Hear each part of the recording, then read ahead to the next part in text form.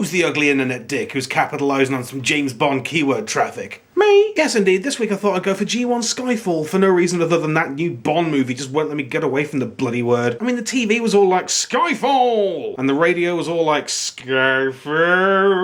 So I'm like, alright, bloody hell, Skyfall. I was going to do Blue Streak with Martin Lawrence, but never mind. Well, that and I needed an easy one to break in my new camera. Bang!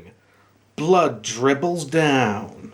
So yes, indeed, Skyfall comes from the Off-Maligned Action Master series. So it's basically just a smallish action figure. What's that, about 9.5 inches? With moderate articulation and a little handgun. Out of the 4 Action Masters I've managed to muster, Skyfall's definitely suffered the most. I mean, look at this poor bugger with his chip paint and his droppy-offy arm that comes off when shaken and or stirred. Still, he's an intriguing fella, to say the least. Because while most other Action Masters retained a few Transformers-y traits, like hood chests, leg wheels, seeker tits, this guy doesn't really have anything Autobotic about him, and his only shred of implied alt mode is this little blue patch on his butt, which I guess could be a jet canopy. No, overall, Skyfall's definitely much more Gundam style. I mean, do I even need to point it out? Gundam-y build, Gundam-y pins, Gundam-y face with Gundam-y yellow spiky tiara, Gundam-y potential alt mode. I mean, his colour scheme's even Epion divided by heavy arms, but even so, he doesn't look too out of place among your Autobots, in that, you know, he's a robot. But the thing that makes Skyfall cool for me is the fact that up until recently we knew almost nothing about him. I mean, there's been a couple of Skyfall show up in the deepest and darkest crannies of fun pub fiction, but none of them are this guy. All I could tell from anything is that sometimes he fires a gun. But recently he's been characterised as a turncoat spy and the guy that always ruins Iron Fist's day. So I suppose that means I hate him now. Oh. Anyway, let's have a look at Top Heavy, seeing as how he's the guy who's going to be handling all the transforming. He's just a nice, ugly little electro rhino. Like a runty Predacon with perhaps a bit too much detail. I always like this guy's colour scheme of wide loady orange and decoy purple. Now pay attention, Bond. While this may look like an ordinary tail, one flick of it will activate the spring-loaded mechanism. And boom! Dinosaurus.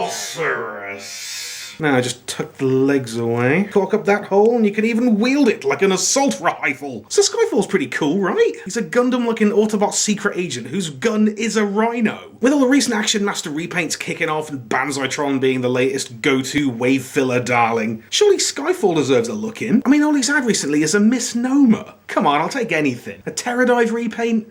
A Power Core Combiner? A Creon? No?